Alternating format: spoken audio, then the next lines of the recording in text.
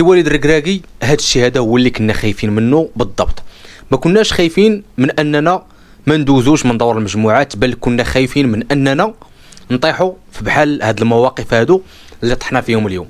من بعد ما جابوا مالي التعادل كما شفتوا ان اللاعبين خرجوا من الماتش. كيفاش وعلاش؟ شفنا واحد التسرع في الهجمات، شفنا بان اللاعبين خرجوا من الماتش، وهذا الشيء هذا بالضبط هو اللي كنا خايفين منه. كنا خايفين بان اللاعبين يدخلوا في واحد لابريسيون اللي دخلوا فيها اليوم. ماشي غير هذا الشيء، وانما كنا خايفين انه وليد الركراكي ما يعطيش اللاعبين التعليمات اللي ممكن انهم يديروا واحد المستوى اللي كبير داخل الميدان، واننا نشوفوهم بانهم كيوصلوا للمرمى ديال الخصم. اي كما سمعتوا عندنا لاعبين الاصدقاء اللي كيلعبوا في نوادي اللي كبيره، كما شفتوا انه كاين صباري، كاين بزاف ديال اللاعبين اللي كنتوفروا عليهم ودائما كيتالقوا مع الفرق ديالهم، الا انهم فاش كيجيو للمنتخب واش كيبان لكم بان هذا الشيء هذا عادي؟ هذا الشيء هذا اللي شفتوا اليوم واش كيبان لكم بانه عادي؟ بالرغم من اننا شادين الكره وشادين الاستحواذ، الا ان الفعاليه ديالنا ما كايناش نهائيا. الى جينا نشوفوا البيت اللي تسجل كيفاش جا عن طريق ان ابراهيم دياز، الحمد لله نقدروا نقولوا انه الحمد لله ان ابراهيم دياز داكشي كامل اللي كنا كننتظروا منه جا وحطوه كامل في الكار. كنا كنتمناو ان ابراهيم دياز يتالق مع المنتخب المغربي في كاس افريقيا، وحتى لدابا داكشي اللي كنا كنتسناو من هذا السيد عطاه وحطوه على ارضيه الملعب.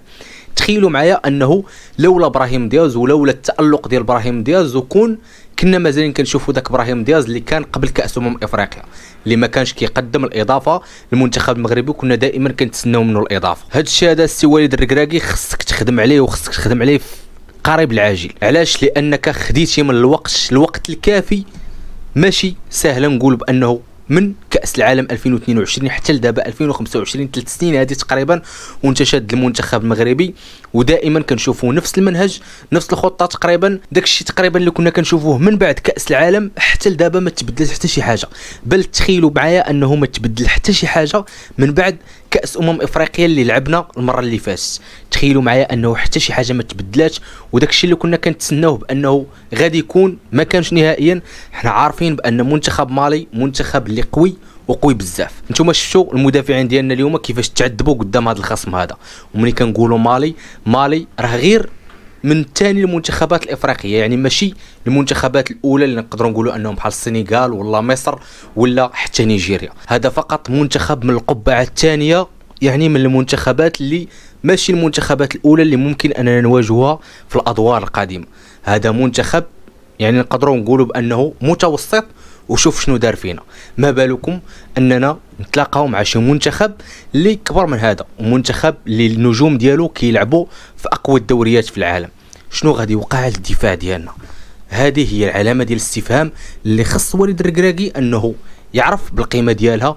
وهذا الشيء هذا اللي ما كناش كنتسناوه انه يوقع، وكنا كنقولوا بانه ملي غادي تبدا كاس افريقيا وليد الركراكي غادي يبين لنا بزاف ديال الحوايج.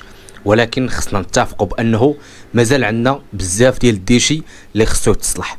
فواش هاد الديشي هذا غادي يتصلح في كاس افريقيا؟ ما كنتوقعش. علاش وكيفاش؟ لان وليد الركراكي كان عنده الوقت الكافي باش انه يصلح هاد المشاكل، ولكن واش صلحها؟ من طبيعه الحال الجواب راكم عارفينه، والجواب بان لكم اليوم في المباراه اللي جمعاتنا بمالي. تخيلوا معايا ان مالي المرتدات ديالها السريعه، ملي كنجي كنشوف شي مرتده اللي كيضربوا علينا راه مرتده تخيل باس جوج ثلاثه كتلقى راسك حدا بونو. تخيلوا معايا ملي كنجيو كنشوفوا بانه منتخب من القبعه الثانيه دار هذا الشيء هذا كامل، فما بالكم اننا نلعبوا قدام منتخب اللي من القبعه الاولى، ومنتخب بحال نيجيريا ولا السنغال. شنو تقدر دير فينا وليد الركراكي؟ اراء ديالكم خليوها ليا في الكومونتير لتحت. بكل صراحه هذا الشيء هذا كامل اللي قلتو في هذا الفيديو هذا كله حب من جهه المنتخب المغربي كله، وحنا كنتسناو هذيك العزيه تجي للمنتخب المغربي، خصوصا اننا لاعبينها في بلادنا، خصوصا كما كتعرفوا بانه كاس افريقيا من شحال هذه وحنا كنتسناوها تقريبا 50 سنه هذه، وحنا كنتسناوها بالرغم من اننا كنتوفروا على نجوم اللي كبار اللي دازوا عبر العصور ديال المنتخب المغربي. فواش كتوقعوا بانه بهذا الاسلوب هذا اللي غادي به وليد الركراكي ومازال يعني متشبت بالاراء ديالو بانه قادر مازال يدير شي حاجه في كاس افريقيا، ولا كتشوفوا بان الهضره ديالي ما منا حتى شي حاجه؟ اراء ديالكم خليوها لي في لي كومونتير لتحت.